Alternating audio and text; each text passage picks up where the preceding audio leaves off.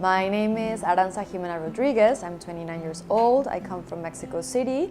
I'm in my second semester studying my Master's in Fine Arts at SVA, School of Visual Arts in New York City. Formally, I've been doing art 6 years ago.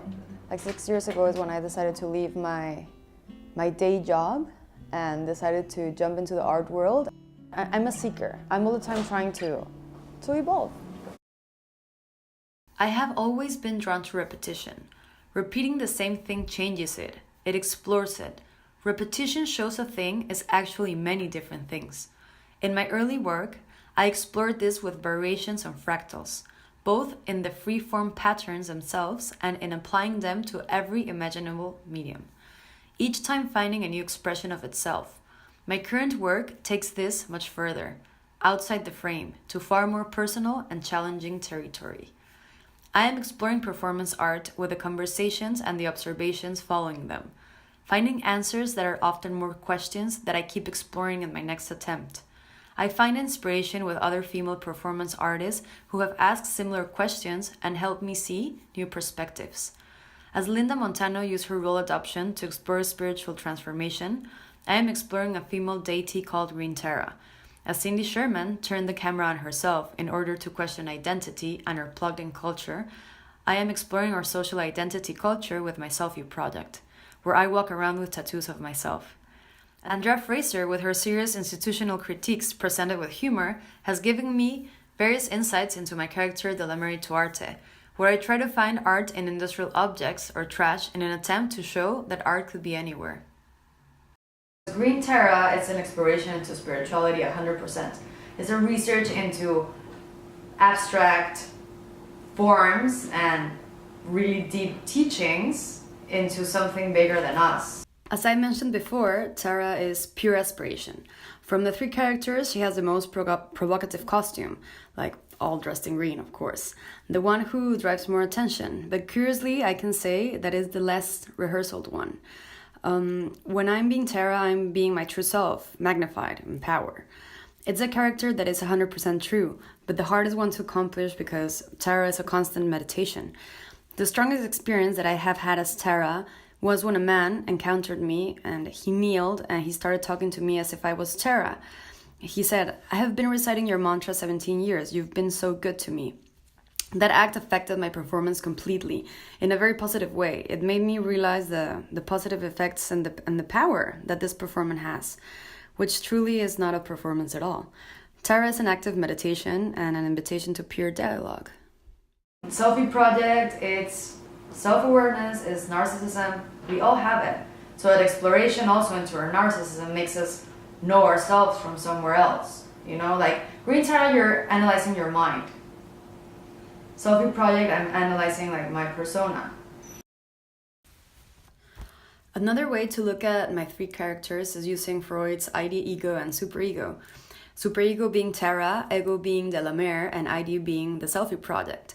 Even if I know I am far from becoming Terra, even if with Delamer I feel like a totally different person, the Selfie performance represents what I am trying to run away, the narcissism that sometimes kills me.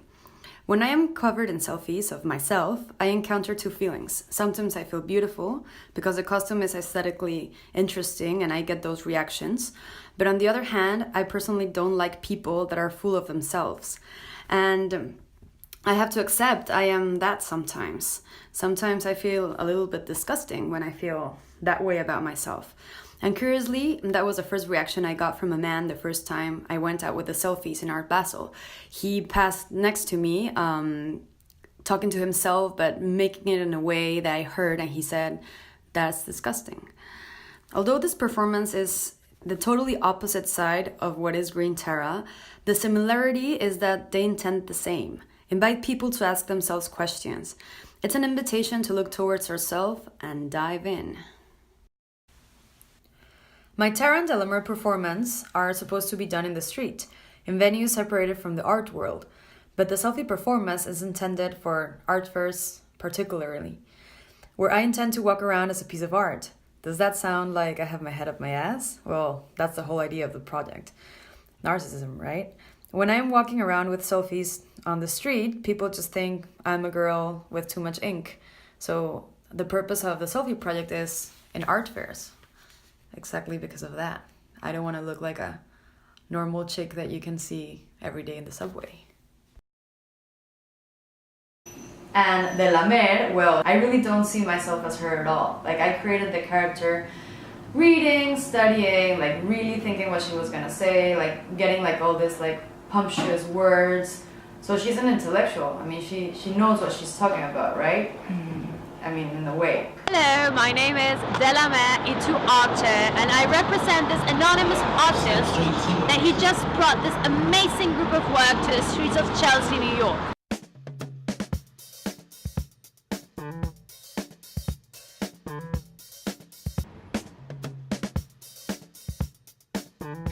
In this video, I will guide you through a virtual tour of this utterly unique and thrilling exhibition right here on 28th Street between 10th and 11th Avenue of New York.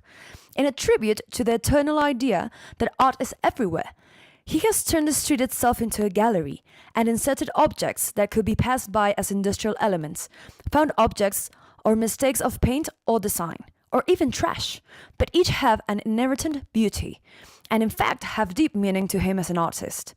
This work cannot be sold. It is accessible to everyone, and is purely for the experience of opening your eyes and mind to its own perception.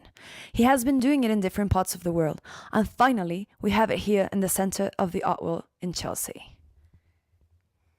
I mean, we're really lucky, because this guy wouldn't do this for us at all. Like, his pieces are in the street and they're anonymous, and that's it. If you had the luck and the fortune to see them, good for you. If you didn't, you miss it. So if he was even more hardcore, Oh, he yes. would be an artist who you wouldn't even see his work. Well, yeah, exactly. The work would just exist. There would be no money. There would be no title. There would be no anything. So that we have a little window into his existence, maybe for the purposes of this class or for your practice as Delamer Ituarte. So that kind of raises. When I am disguised as Delamer, I feel like a total imposter. I feel more an imposter than when I dress up as Tara or when I'm wearing the selfies. Because when I'm Tara, I feel really, really strong. People look at Delamer as if she was a normal person, but it's the costume that I shake the most if I buy a coffee. If I buy a coffee dressed as Delamer, I shake because people are looking at me as if I was a normal person, and I know I'm totally disguised. With Green Tara, they just smile. And with the tattoos, people always ask questions, but with Delamer, she's a normal person. So when I'm her, I feel totally out of the equation. It's like if I was possessed by Delamer. People may think Delamer is a satire towards contemporary art, but it's quite the opposite.